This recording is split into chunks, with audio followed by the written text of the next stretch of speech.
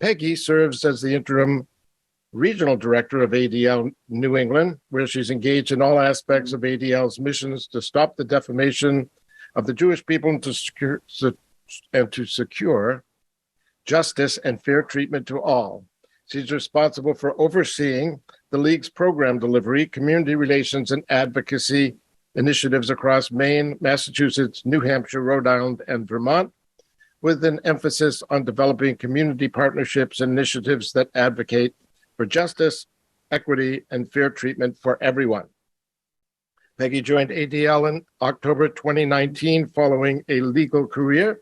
She's actively involved with ADL's New England's advocacy, community outreach and partnerships, board engagements, strategic planning, and education efforts in our collective fight against hate and anti-Semitism. Speaking to you today on our collective fight against anti-Semitism, please give a warm welcome to Peggy.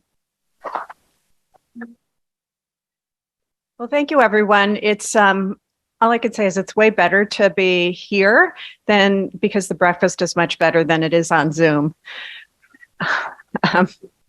Before I get started, I want to do a little informal poll if people are comfortable. But just by a show of hands, who experienced some incident of anti-Semitism while they were growing up? So say before you went off to college. Okay. Now, those of you with kids, how many of you have kids who also experienced an incident of anti-Semitism? Look, fewer hands. And how many of you expected that when you were growing up, that by this year, 2023, there'd be far less anti-Semitism than there was then? Yeah, and how many of you are surprised that this is not the case?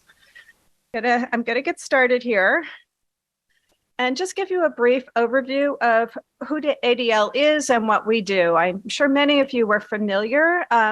Before I came to ADL, I had the misconception that ADL was concerned just with anti-Semitism.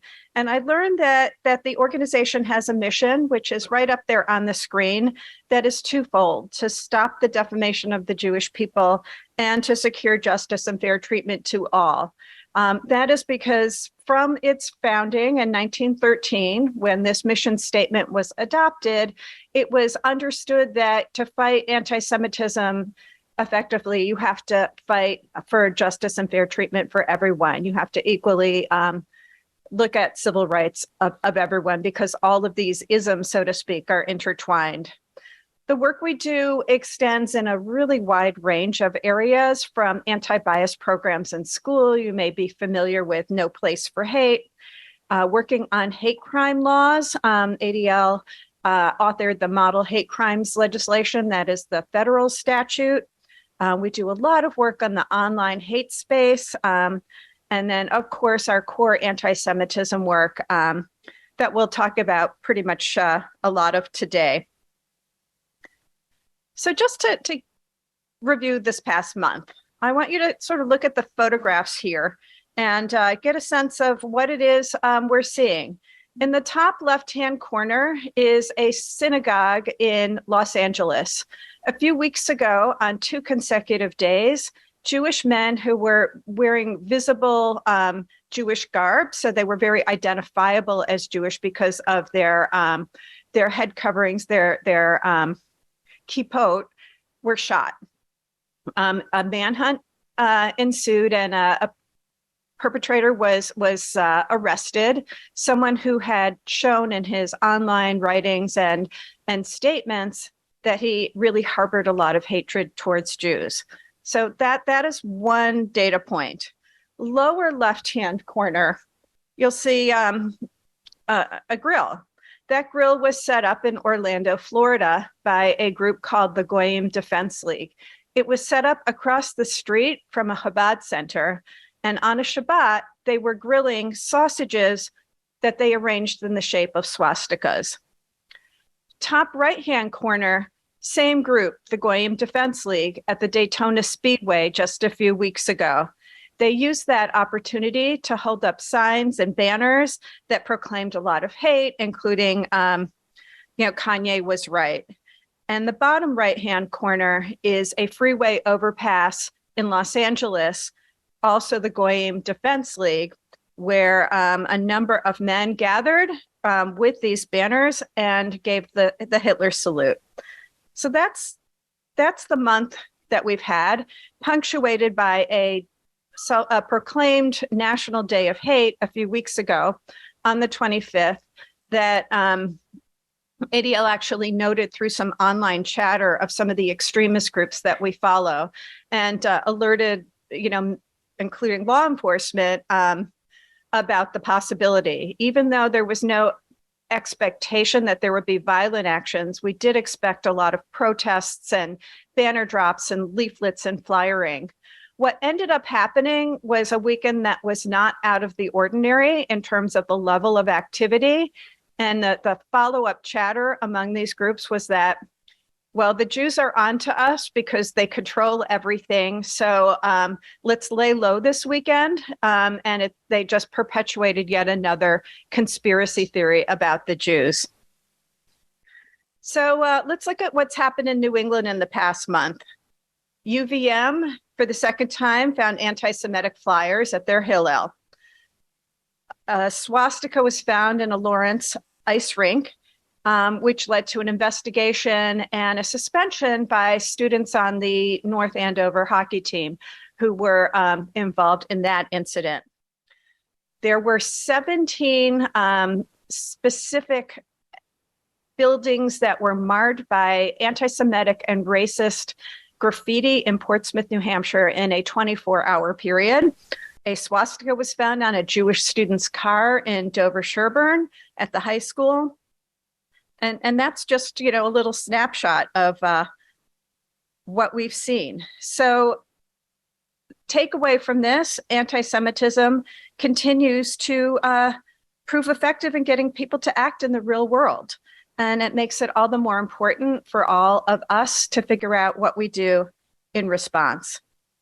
So I understand that people in this room likely don't need a specific definition of anti-Semitism, but it's important that we all have a common understanding so we know how to describe it to other people and you can understand some of what I'm trying to talk about today.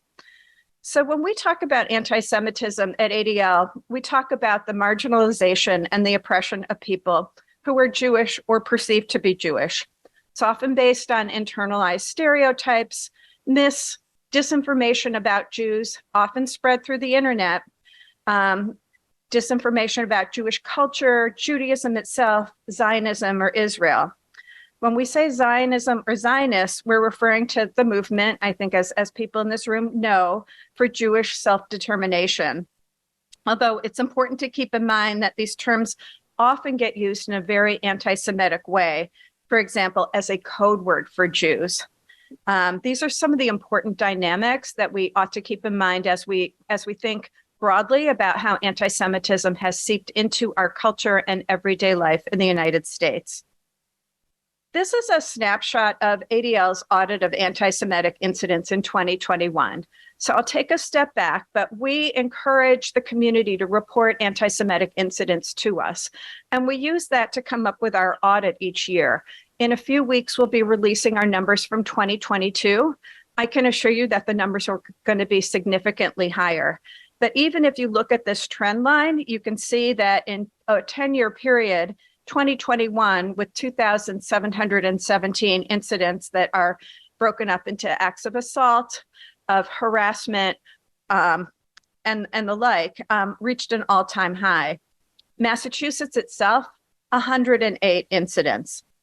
So this just to give you a sense of context, it also includes things like anti-Semitic propaganda, flyers, stickers that we often see appearing. I was talking to the deputy chief and we were noting that that is a very common thing that he often sees in his work. So 108 incidents in Massachusetts, and let anyone convince you otherwise. Massachusetts' rate of increase was higher than the national rate of increase. That often is very, very surprising that New England in and of itself being up 42% from 2020 to 2021 was a higher rate of increase than the entire country. So people seem to think that Massachusetts is a very enlightened place, but it's also a place where a lot of this hate exists. So I want to show you this snapshot. ADL has a tool, and you can go to it on our website. It's called the heat map. And through it, we are able to, in sort of real time, look at where incidents of anti-Semitism and hate are occurring. So you can see some of the epicenters and a really big one sort of in the New York, New England, Boston area. And while we're still finalizing our 2022 numbers, you can see that we've documented a little less than 2,300 anti-Semitic incidents last year. We haven't yet added in the count that we get from our law enforcement partners who also share with us that data. But this is just another example of the acceleration of harassment, vandalism, and assault with some sort of anti-Semitic component to it.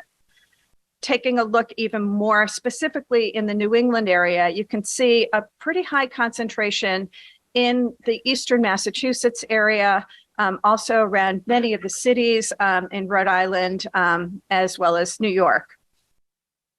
So what are these specific components of anti-Semitism that we're seeing? We're often seeing a perpetuation of some of the oldest anti-Semitic tropes and myths. There's the myth of power, that Jews control everything, even the weather. There's disloyalty, right? That there's disloyalty that, a Jewish elected official might be more loyal to Israel than being loyal to the United States. There's the myth of Jewish greed that often comes up. Often you'll see a code word in people's tweets and social media or campaign statements where they say, well, George Soros as sort of code for Jewish money. There's the myth of deicide, which often comes up in connection with Israel, where blood libels are often, and this is the next trope, those two together work often as tropes that are used in connection with Israel. There's denial, as your rabbi was speaking about, in terms of the Holocaust. A lot of Holocaust denial, both online, and then often people act on that denial. And we often see it also in political statements and campaigns. And we'll take a look at some of those. And then there's anti-Zionism. And by that, I do not mean criticism of the Israeli government, but criticism and a view that Israel as a Jewish state does not have a right to exist. And there is a big distinction between that we will talk about in a bit. ADL has a number of tools in this area. One of them is a series of short videos that covers each of these myths. They're about 2 to 3 minutes long. And I want to point them out to you because I think that all of you have an opportunity to share these tropes and what they mean to other members of your community. And if the stars are aligned, I'm going to play this particular video. Welcome to Anti-Semitism Uncovered, a video series by ADL created to explain and combat the most common anti-Semitic myths.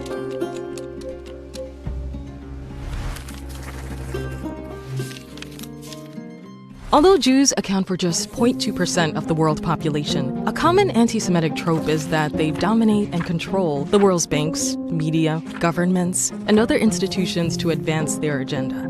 The notion of Jewish control has been weaponized against Jews for centuries. In the early 20th century, Russian Tsarist police circulated a fictional account of a so-called secret meeting by Jewish leaders called the Protocols of the Elders of Zion, where they purportedly discussed plans for world domination. Even today, some public figures spread conspiracy theories about a secret Jewish cabal working behind the scenes to influence global events. On a now-deleted Facebook post, Green questioned whether California's deadly campfire in 2018 was started by lasers beamed down from outer space. Lasers, she says, somehow connected to the Rothschilds, the Jewish European banking family, the target of some of the oldest, laziest, most dangerous anti-Semitic tropes on the books.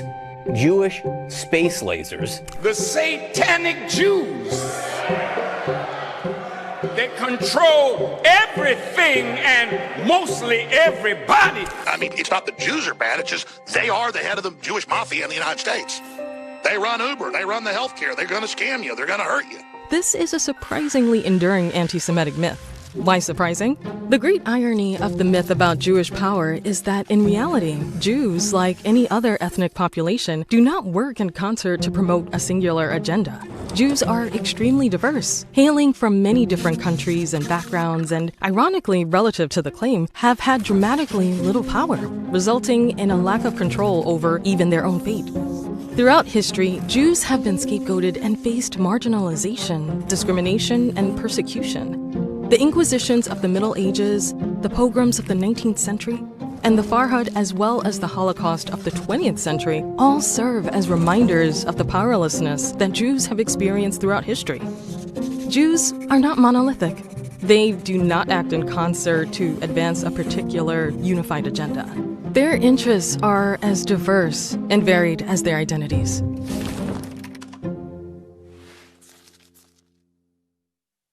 So I hope that gave you sort of an idea of the tools that are out there, because really by the end of today, I want each of you to feel that you have a lot of tools and resources to share facts about what anti-Semitism is and be able to call it out in the community.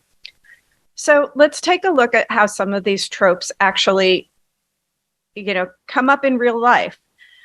These are two excerpts from the past month.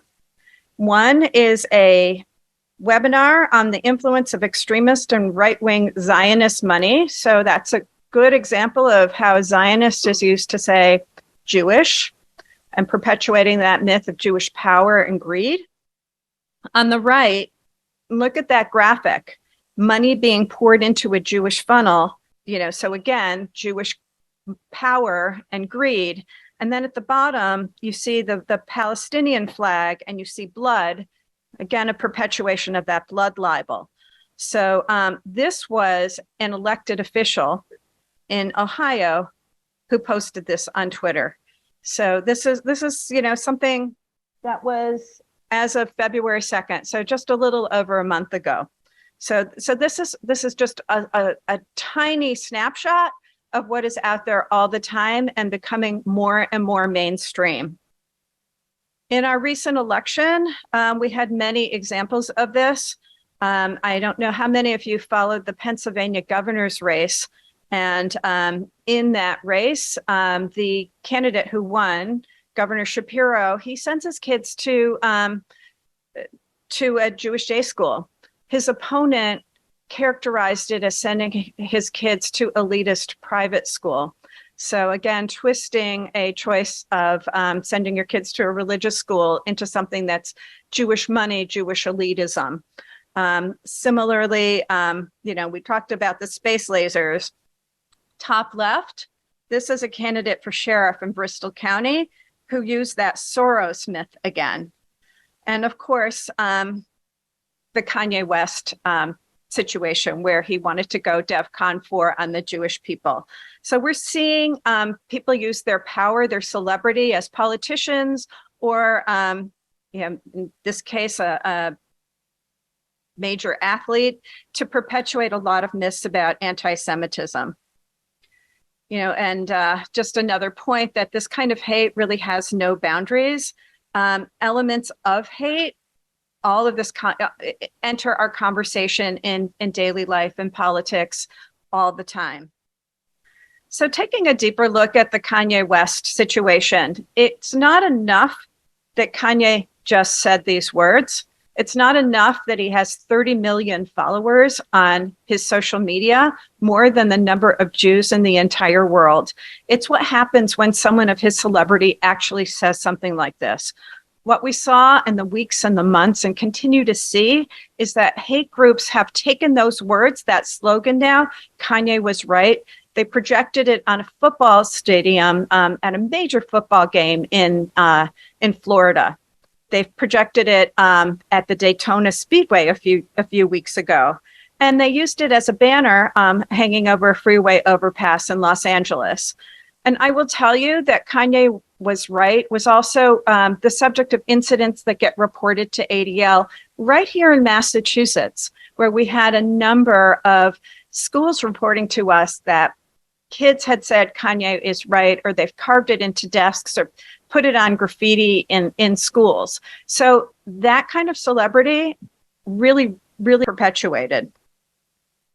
So I'm going to turn to another disturbing trend in Massachusetts, and it's related to sort of the core anti-Semitism we've been talking about, and that's extremists in Massachusetts. So Massachusetts as a state and New England as a region have both seen an uptick in extremist activity, particularly from white supremacy and neo-Nazi groups. These groups are really equal opportunity haters. One day it's that their vitriol is anti-Semitic. The next day it's racist. The next day it's anti-LGBTQ plus. And sometimes they spread their hate through stickers, through flyers, through Ziploc bags that contain very hateful information, and sometimes much more boldly by holding banners in front of freeway overpasses, or as I'll show you a couple of examples of, in July when a group known as Patriot Front marched through Boston Common. If any of you happen to drive by on Route 1 in Saugus or Danvers on September 11th, you might have seen this banner that says, "Jews did 9/11." And 3 masked men were holding that banner. They were careful not to break any laws, but their impact was enormous. So it was pretty amazing that a few weeks later, the community took back the bridge, as you can see. But to this day, I still speak to people who drove on that road and saw that banner, and they can't unsee it. Every time they go by, that is what they see. You know, it's a pretty disturbing thing to see something that bold and that public. But it was also very remarkable the way the community responded. The group behind it was a group called NSC 131. They're a self-proclaimed neo-Nazi group that we've seen a lot of in New England. We've seen them protest outside the Brigham and Women's Hospital against healthcare equity. We've seen them show up in front of bookstores, most recently in Providence, to protest either drag story hours, or in Providence, it was the Red Ink bookstore where they historically read the Communist Manifesto each year. They protested there. They protested at an equity conference at Harvard. They've protested. Many of you may remember the undocumented immigrants who were, I guess, flown to Martha's Vineyard last summer. And they were resettled in the Brockton area, Brockton, Kingston, that area. They protested at the shelters there because they also harbor anti-immigrant sentiment. So we're seeing this group in particular really focus on New England. Just this week, ADL released a new report on white supremacist propaganda activities, showing that New England had really led the nation in this activity. In fact, the number of such incidents in Massachusetts, 465, were second only to the state of Texas. These are flyers, banners, graffiti. That was a pretty disturbing trend, and one we'll dig more deeply into. So as you can see here, this type of propaganda reached an all-time high in 2022. 6,751 incidents, a 38% increase nationally. Now, 80% of this activity was done by the white supremacist group known as Patriot Front. And we'll go a little deeper into Patriot Front. By its name, doesn't sound like it's a troubling group.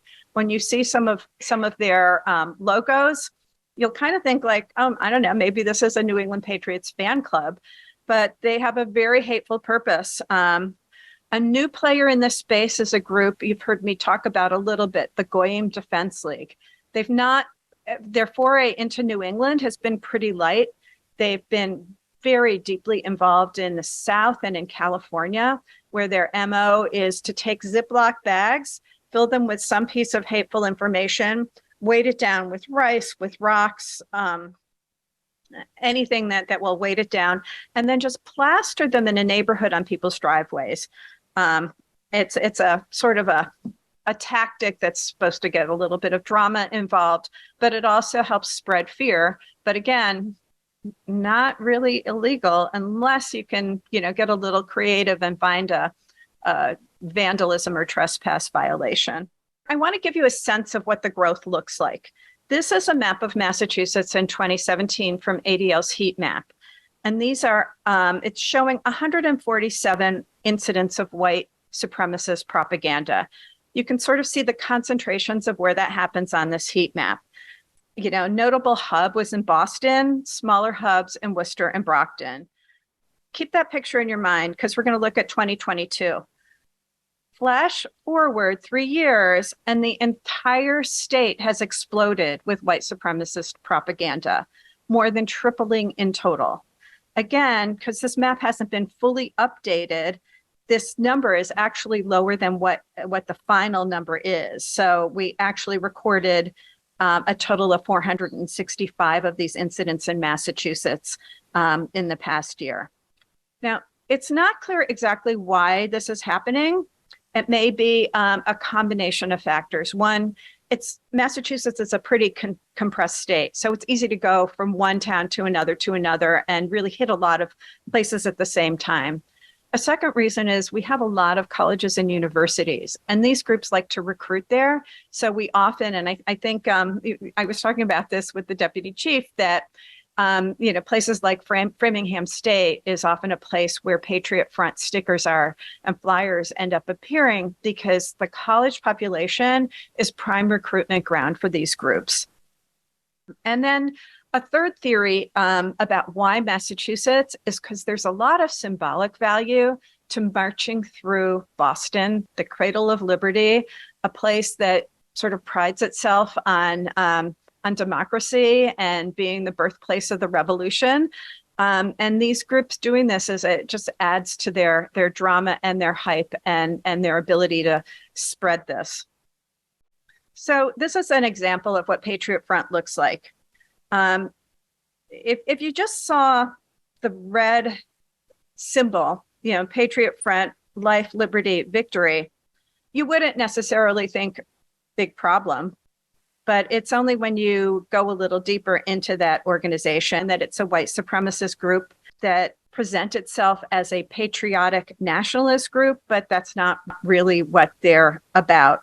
They call themselves American fascists. They have as their guiding principle a return to the traditions and virtues of our forefathers, and they make clear that non-whites are not Americans. So those are some examples of what we see from Patriot Front, the most prevalent of these groups. The Goyim Defense League, here's an example of one of the packets that was found in actually in Rhode Island, so just across the border. Each month, they have a special, they designate with a special endearing name. November was named the Nose November. Their leader, a man named John Mindanao, is often on the move. As I said a couple of weeks ago, he was in Florida. He's actually still there today. Just before I left, I was looking at, we follow this all the time, and my colleagues in Florida were following his movements in West Palm Beach, concerned that after first hitting a neighborhood that was, I guess I would say a minority neighborhood, he then announced that he was going to go where the money is. And so that was sort of code for going to the more heavily populated Jewish areas in town. So in that situation, what we do as we're monitoring them, we obviously are working very closely with law enforcement to ensure that particularly Jewish institutions have sufficient protection. I also just actually want to point out that it's often a small group of these people who have a really outsized voice. And I want you to remember that, because we see these groups and we think, oh my gosh, like everyone's joining them. That is not the case. People are joining them, but overall, their numbers may be growing, but we're much larger than they are, and we shouldn't give them an outsized platform. Just a few examples of the National Social Club 131. The 131 is their symbol for anti-communist action. They have explicitly said, we are concentrating our efforts on New England, and we have seen that happen. What we see with this particular group is that maybe 2 years ago, we'd see something from them about once a month, maybe 6 to 8 people would come to some site and have a protest. As time went on, it got to be every other week. And instead of 6 to 8 people, it got to be like 20, 30. So they're getting more organized as they do this, and showing up in more places. One other really interesting piece to note is the Attorney General of New Hampshire was able to bring charges against this group on trespass and tie it to a civil rights violation. And I know that's a lot of legal jargon, but because so much of this speech, although it's hateful, is still protected speech, being able to be creative and find some other law that might be broken and hold these groups accountable was a really unusual and novel approach to this, and one we are hoping more attorneys general and district attorneys will be able to do with the right fact pattern. So I'm going to turn a moment from these extremist groups and their protests in New England to just a few comments about what we're seeing online. We obviously can't follow anti-Semitism online every single day with every single instance. There's too much. But every so often, our team at our Center on Technology will take a snapshot of what's going on Twitter or another platform. So they found in the weeks right after Elon Musk's takeover, a 63% increase in the volume of tweets, and they excluded retweets referencing Jews or Judaism with an anti-Semitic sentiment. So that's a pretty shocking number. And I suspect that things have only gotten worse, as we will see, because Twitter has now sort of disbanded its unit that is monitoring hate, and we're continuing to see a spike in online anti-Semitism and hate on Twitter. This is a study that recently came out as well, and you can see that one of the things we do at ADL is we report to Twitter when we see something. You can see that the non-actioned piece, this is what I was talking about, has really gone up quite a bit. If you look at to almost 72%, they're not paying any attention to, even when brought to their attention. So in this parade of horribles, I'm going to bring to your attention one more piece that I just want to be sure to mention. Last May, right at the time of the holiday of Shavuot, which started, I believe, on a Thursday, so timing it to a holiday when many Jews might not even be on their social media, this mapping project was unlaunched. And it was endorsed by, we don't know exactly who's behind it. It's a group that has taken great pains to keep their identities anonymous. It was a really disturbing and anti-Semitic call to, in their words, dismantle and disrupt most of Boston's Jewish community and institutions. 30 of the 35 non-government organizations named in the mapping project were Jewish institutions. And I don't mean, ADL or JCRC or CJP, although all were named, including the names of all board members, but even groups like Gann Academy, a Jewish Disability Center, J Arts. So that sort of theme was really, really concerning. We had, we convened after everybody's phones blew up that weekend to get a response, hold a community gathering, and in the background continue to do work to see who's behind this. We work very closely with law enforcement, with the FBI on this as well. As I said, they've taken great pains to keep themselves anonymous, but at the same time, we haven't seen any actual violence result from this, although these tactics are often meant to intimidate and scare people and make people feel like I can't be public about being involved with Jewish institutions. I can't publicly send, I'm going to think twice before I send my child to a Jewish day school and the like. And, those are really troubling results and very hard to get our arms around, other than to give you reassurances that we have folks in law enforcement who we work in tandem with, as do other Jewish communal agencies in town, to ensure the safety and security of our sacred spaces and Jewish institutions. So this is the better part of what we can talk about, because this always feels like a downer. And I meant to actually start this talk by saying we're focused on a moment here with rising anti-Semitism, but Judaism is so much more than that. And it's a good spot here just to remind everybody that while we're focused on anti-Semitism today, we need to also remember that this country has been one of the most welcoming countries in history to Jews and to the ability of Jewish people and really people of any religion to practice.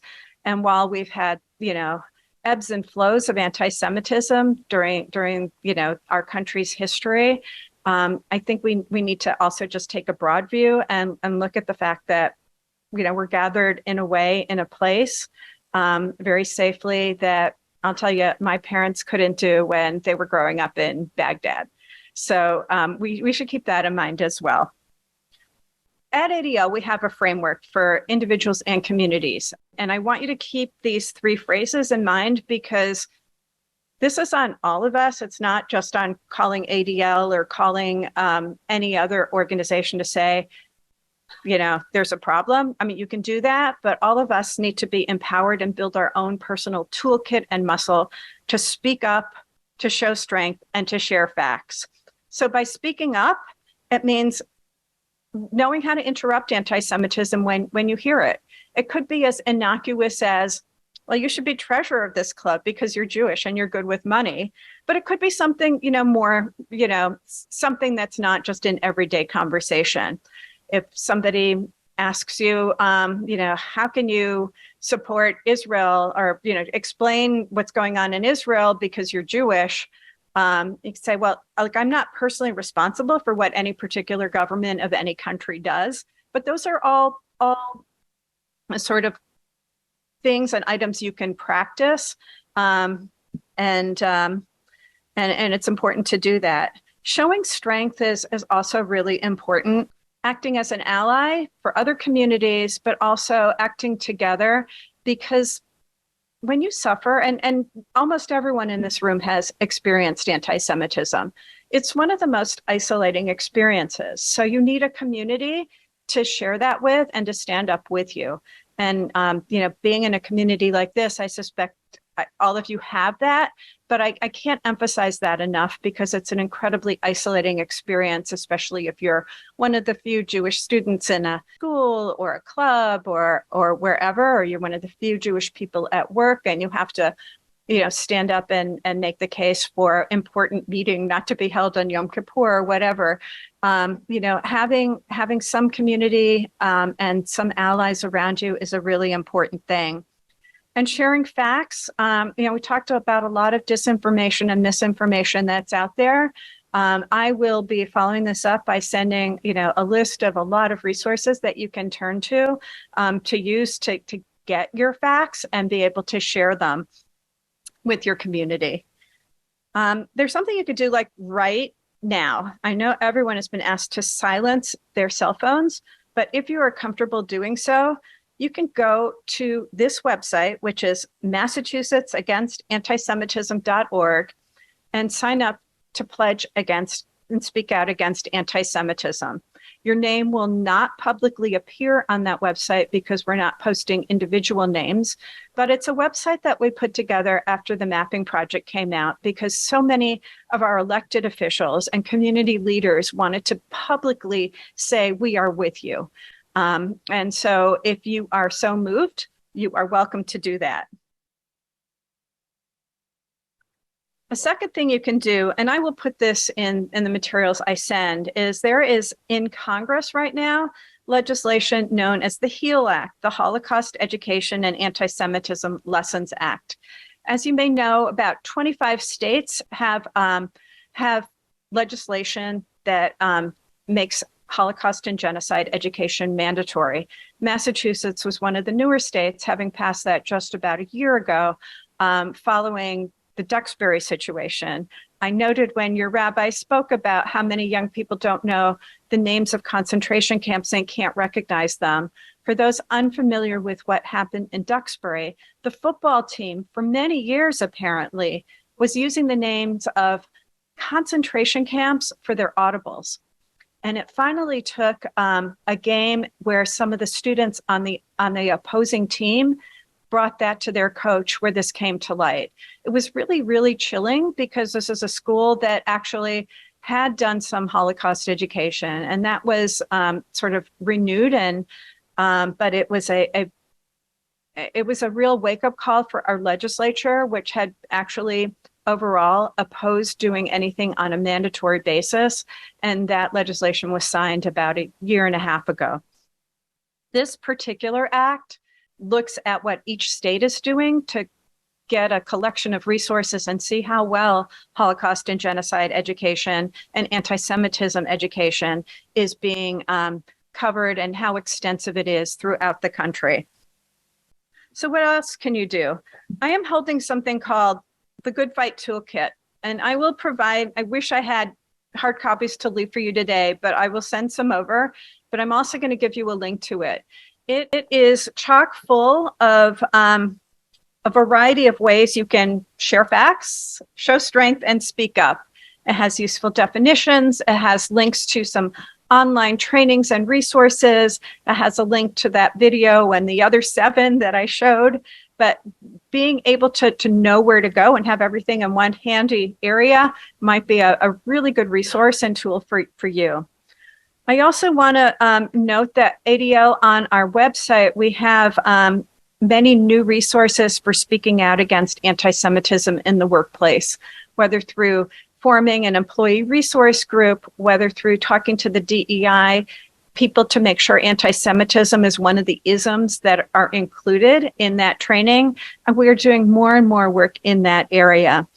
And finally, we have a program that launched this year called Kulanu, in which synagogues sign up and commit to, in a cohort with synagogues from across the country, to take action against anti-Semitism by one internal activity and one external in the community activity. So I put that out to you in case you are interested in that program at some point in the future. Another piece I want to make sure to draw to your attention is that CJP has established a initiative, a 5-point plan to combat anti-Semitism. One of the key components in that plan is sharing stories. Now, not everybody is going to be comfortable sharing their story and experience of anti-Semitism, but if you are, there's a way to do that online, and I urge you to look into it, because that can be a very effective way to raise the attention and remove that cloak of invisibility that anti-Semitism seems to have with many, that it's a problem of the past. You can practice your strategies to respond. You can always interrupt, explain the impact of something on you, ask a question, and I will circulate this information separately, but practicing is a really good way to learn how to interrupt anti-Semitism in everyday conversation. Similarly, getting comfortable talking about Israel, understanding what anti-Israel bias is, what anti-Zionism is, and when it crosses the line into anti-Semitism, because it doesn't always, but sometimes it does. And getting comfortable speaking about it is something that is a very important thing each of us can do. Turning to that, Lena has a program going on this afternoon that will actually help you build your muscle in having those conversations. It's going to be led by Oren Jacobson of Project Shema. It's not too late to sign up, and he has the information. I have done that training. Our whole board has, and It's hugely valuable. We are using it now in our conversations with city councilors in a number of cities. Haven't gotten to Framingham yet, but we will, just to explain what this moment of anti-Semitism is for the Jewish community. Going to turn now real quickly to some school-based resources, just because I want to make sure you know they are there. It's never an if anti-Semitism is going to occur at school, it's when it does. So we want to make sure that administrators know that there are resources and guides for how to respond when it does happen. To the extent you hear of any of this, you can remind them that guides exist both for athletic directors in terms of school sports and bias, and then just responding to incidents of bias in middle and high schools, how you communicate with parents and the greater community, how you turn it into a teachable moment, because it's not always all about the person who perpetrated it. It's about all the people who had to see that swastika on someone's car, hear that statement that was anti-Semitic in a classroom. And that's the extended impact of anti-Semitism. So I urge you to just be aware of these resources so you can make them available. And finally, report incidents. Our numbers are only as good as what people tell us about, and don't feel that anything is not worthy of reporting. We want to hear about it. And if there's something we can do beyond just keeping track of it, we will. But these numbers speak. The individual stories are important, but the overall numbers get action in the legislature. They get action with our allies in demonstrating that anti-Semitism is a real and present problem today. So with that, I am happy to take any questions. Peggy, do you just want to mention the few things that you brought for people to take? Yes, I have some buttons, some No Place for Hate buttons, and some vote buttons. And then I have a guide that's actually kind of interesting. It's has the really warm name of Hate on Display, but it is a little pamphlet that will direct you to the database that ADL keeps on symbols of hate, so that if you saw, for example, the number 1488 or just the number 88 spray painted somewhere, you would recognize that as a code for Heil Hitler, with H being the 8th letter of the alphabet. So kind of being able to recognize that hate that might be masquerading in plain view is yet another way you can join this fight. Okay. First of all, I want to thank you and the ADL for a lot of the wonderful work that you do. But missing from this presentation were the fact that the Democratic congressional group called the Squad, AOC, Ilhan Omar, Cori Bush, Rashida Tlaib, have made many anti-Israel, anti-Jewish remarks. The ADL has not seemed to address them. Kyrie Irving, a well-known basketball player, wrote a check for $500,000 to the ADL. Your director, Jonathan Greenblatt, took the money from him. Kyrie is known for saying things that Jews worship Satan and launched the slave trade. In regards, you brought up the Elon Musk story. Jonathan Greenblatt, your organization, were involved with an issue calling to companies to suspend all advertising on the social net, Twitter, when Musk bought it. Greenblatt signed on to a campaign calling on Facebook to censor pro-Trump ads.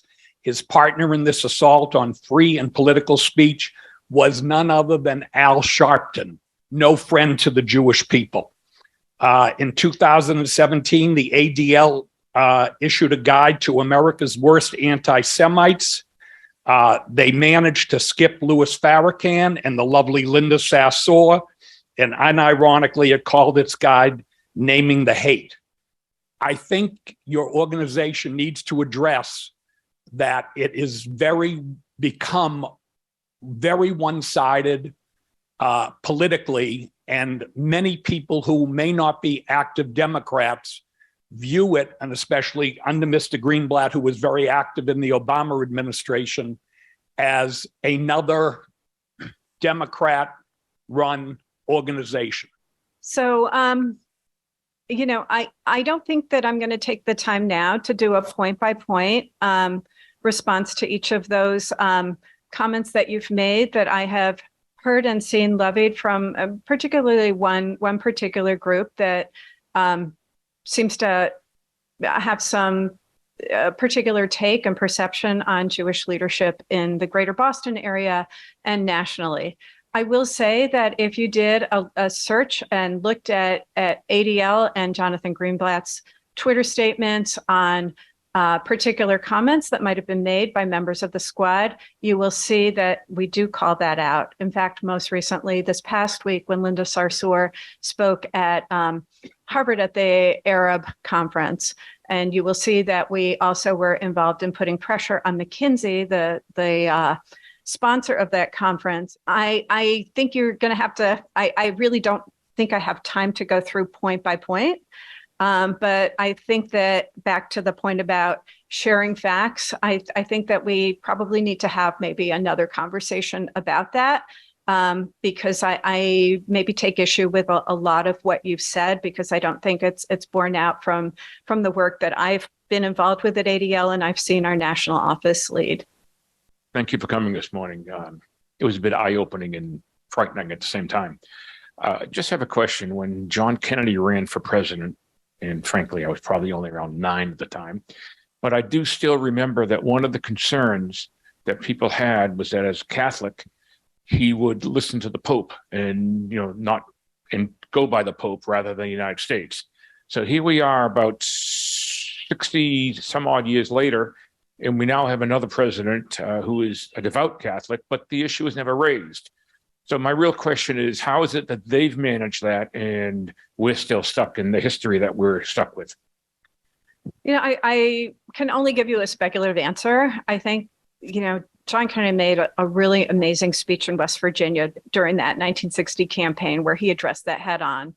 And he ended up winning that election. And I think once he won, and, especially following his assassination, where he really has been, that changes someone's image. And I don't really mean to say that it wasn't deserved, but I think that helped actually break a lot of those stereotypes about the role of Catholics in American politics, population-wide as well. Catholics are a greater percent of the population than Jews. So you could go back to, I don't know, when Joe Lieberman was running for vice president. Some of those issues came up again, but they also sort of ebb and flow with the time, I find. And right now, this is a moment where raising some of these anti-Jewish tropes that we thought had been put to bed years ago seem to be making a reoccurrence. I mean, we saw that also actually with COVID, where there were conspiracy theories that either the Jews created COVID in some lab so that Jews, because Jews have money and are really smart, could have also created a vaccine to make a lot of money to fight COVID, right? That was not an uncommon theme that was happening at the time. So we find that various moments in history, often when people are feeling, when there are times of uncertainty, whether economic uncertainty or, the pandemic was uncertainty of a sort of unprecedented scale, people look for scapegoats, and very often it's Jews. Thank you for the great presentation. I have a question, not about U.S. politics or anything, but global politics. So obviously Russia has invaded Ukraine, and part of their justification is that they're trying to save the Russian people from Nazis. And of course, the gaslighting is incredible given that the president of Ukraine currently is Jewish. So how is the ADL working to help shed light on the gaslighting, in particular with the Jewish president being accused of being a Nazi? That is one of the strangest bits of disinformation, misinformation, false narratives being perpetuated. ADL as an organization has called that out numerous times, as has many Jewish organizations and really the U.S. government and many Western leaders. So the trouble, I think, is often the people who hear those call outs are not the people who need to hear it. The people who are perpetuating them will go right on perpetuating those falsehoods. I hate to say it, like taking a page out of the Hitler playbook. The more you repeat the lies, the more people are going to be willing to accept them as truth. Hi, I have two questions. So the first question is, I think the numbers from Massachusetts are startling.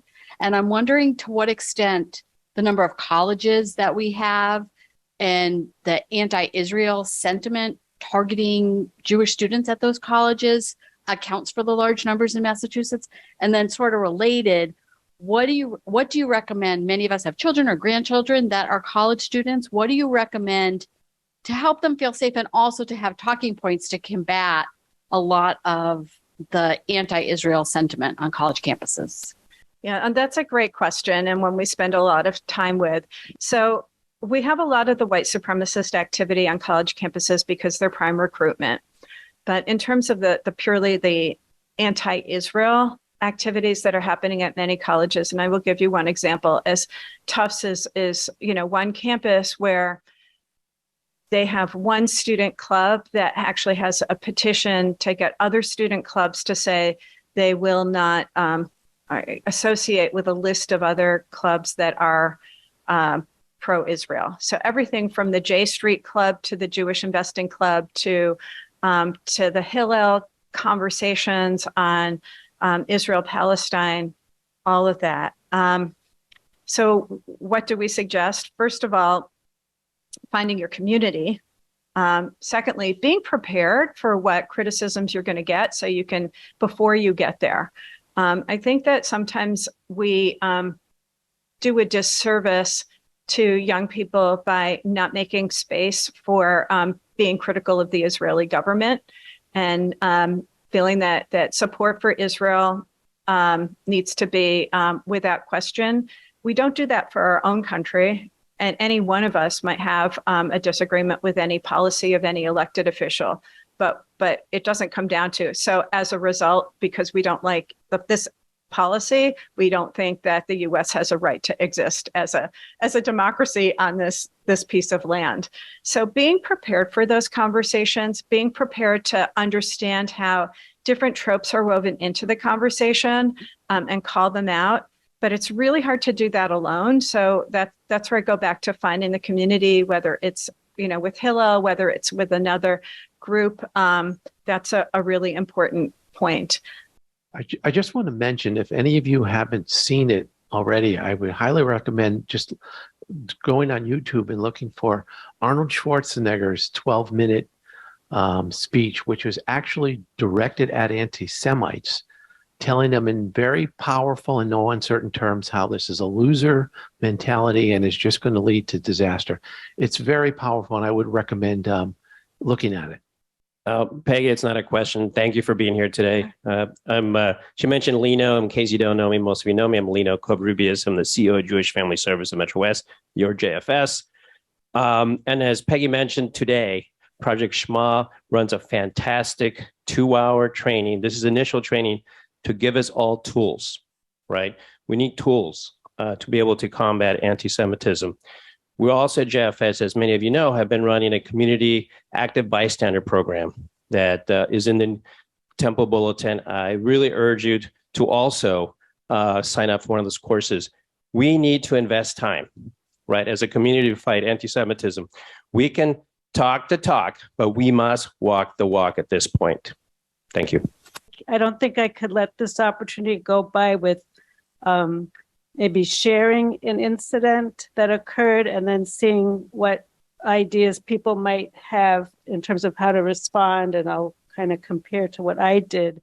But a year ago at Rosh Hashanah, yes, I did do a little shopping in between services at a local store.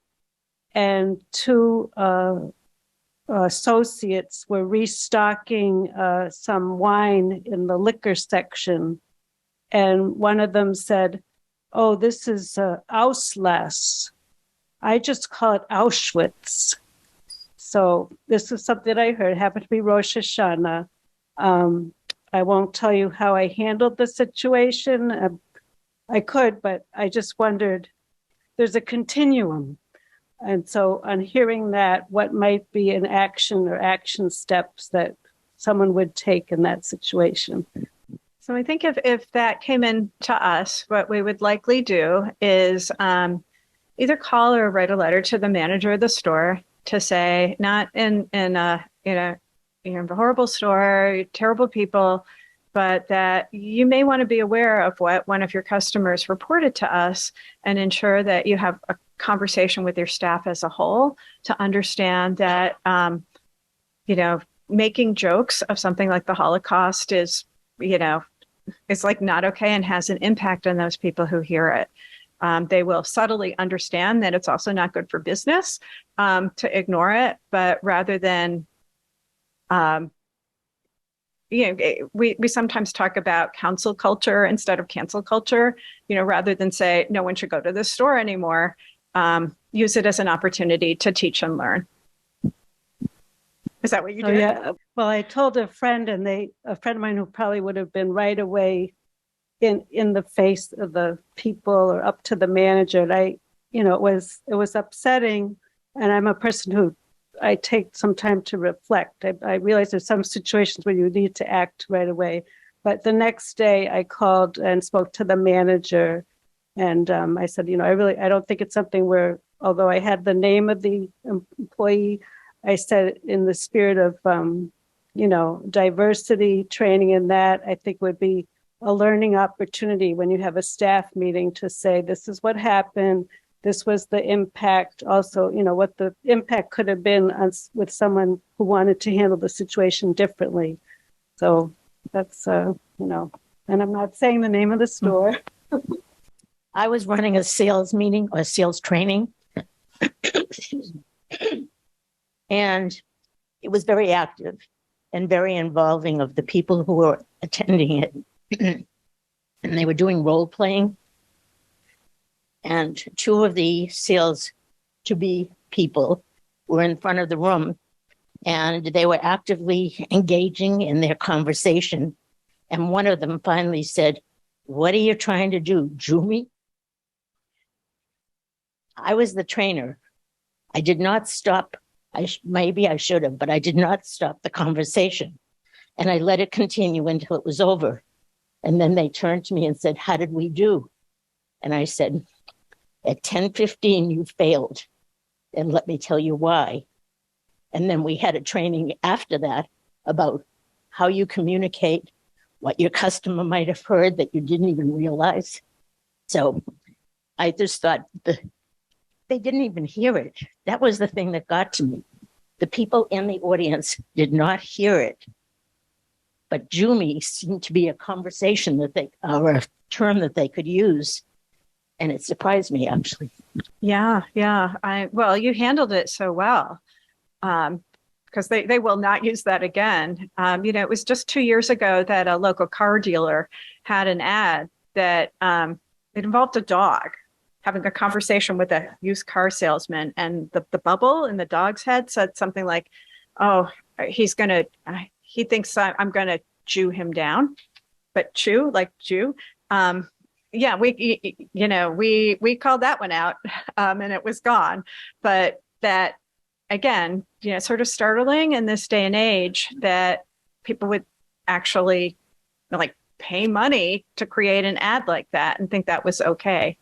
But it happens, and there's a role for all of us in calling it out.